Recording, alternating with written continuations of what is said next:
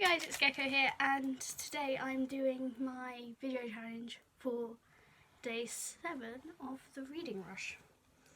And today I would like to talk to you about the Flowers in the Attic series by Virginia or B.C. Andrews.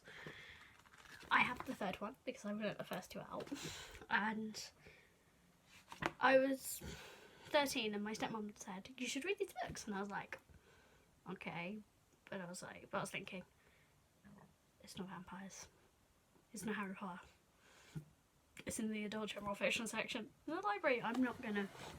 But I was like, I'll read it, you know, because she said how great it was. I was like, okay, let's read this. I never read a book that she recommended me. She read books I recommended her. Well, she read books to me that I wanted her to read to me. Same thing. But obviously, when I was 13, she didn't do that anymore. So she read her Danielle Steele and her, her romantic novels, and she quite likes crime as well. She kind of reads a lot now, and she reads YA now, which is really cool.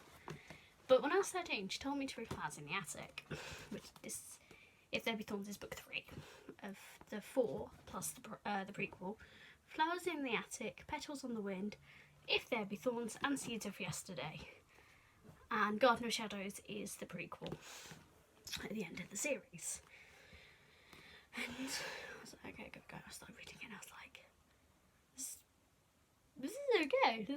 This isn't bad. I just kept reading it.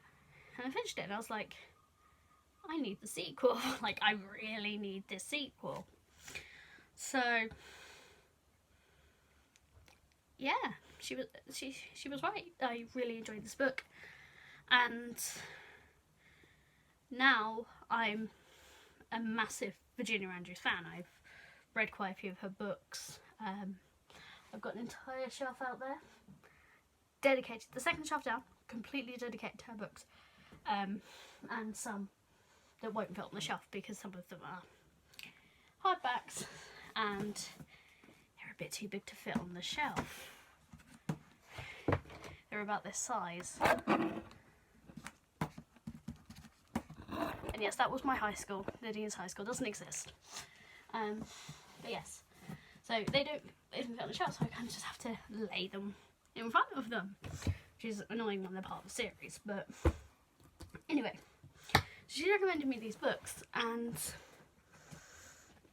ever since then, I haven't just specifically read young adult and middle grade fantasy. I've branched out. Actually, second recommendation that really made a difference to my life was actually this series. My dad recommended me this series. This is not the most recent one. There's one more after this one, which I have, and then there's the one coming out in October. So that's the top shelf of the Virginia Andrews shelves. My dad was like, read it. So I was like, I did, and rest was history. I adore them.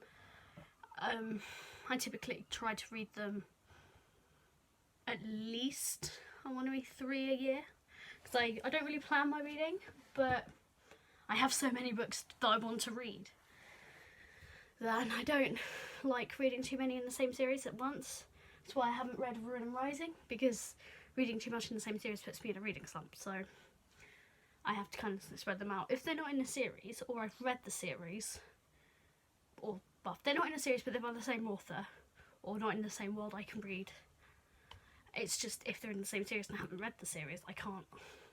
Whereas I can pick up any of the Harry Potters and read. I could read the Chamber of Secrets and then straight after read the Half-Blood Prince, because I've read them so many times that I know them. The same with House of Night, I can do that as well.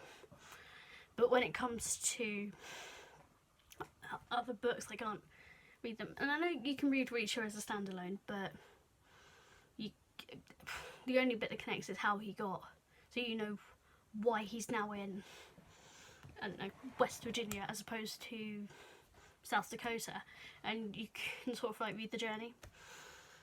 But I like to read them in publication order, and I see them as a series, so I don't read too much of them. That's just the way my brain works. So yeah, two of the most important series to me. Really helped me step out of my comfort zone. Could be different, more different if you tried. But these are books recommended to me by my family. And it's incredible how that works for me. So yeah, really important recommendations. It's like Flyers in the Attic is one of my favourite series of all time. So is the Jack Reacher series. Although I haven't actually finished it because it's a continuing series. But of the 19, I want to say, the ones that I've read, there's 23 if you include the short story collection, which I also have. You know, I've read more than enough of them. I've read pretty much all of them at this point that have been published. I've got 2 more and the novellas bind up to read, and then I've read the entire series until, oh no, because Past Tense is out, isn't it? Yeah, I was thinking of Midnight Line.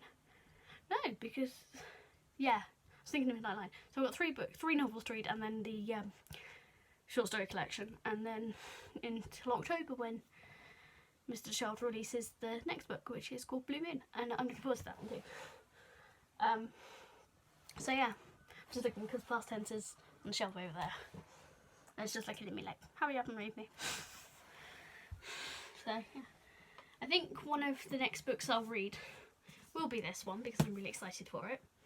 It's the only hardcover of the series I own. I've got all the rest in paperback, but this was 99p in a charity shop. So, a full-on hardcover, you know, crazy. It should have been, someone's scribbled out the price. Well, from what I can tell, £20. You can see there's been scribbled out. It's obviously a gift. I know a lot of people don't keep their books when they've read them, so I've never understood. Yeah, this came out 3 years ago. So, I remember this coming out actually. I think I was reading the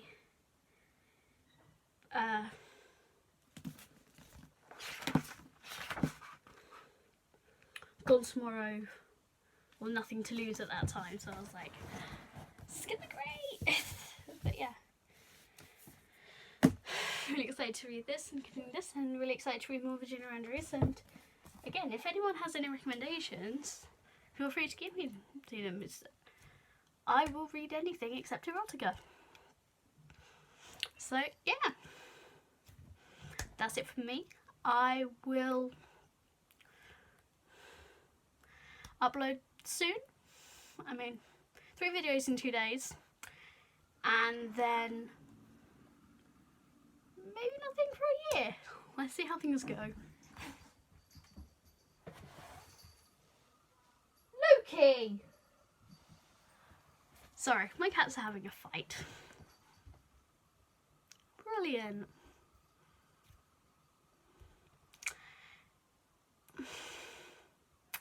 I don't want to deal with that. Is McGonagall still in the window? McGonagall's still in the window. But if I show you that, I'll show you where I live, and that's a bit weird. Mog!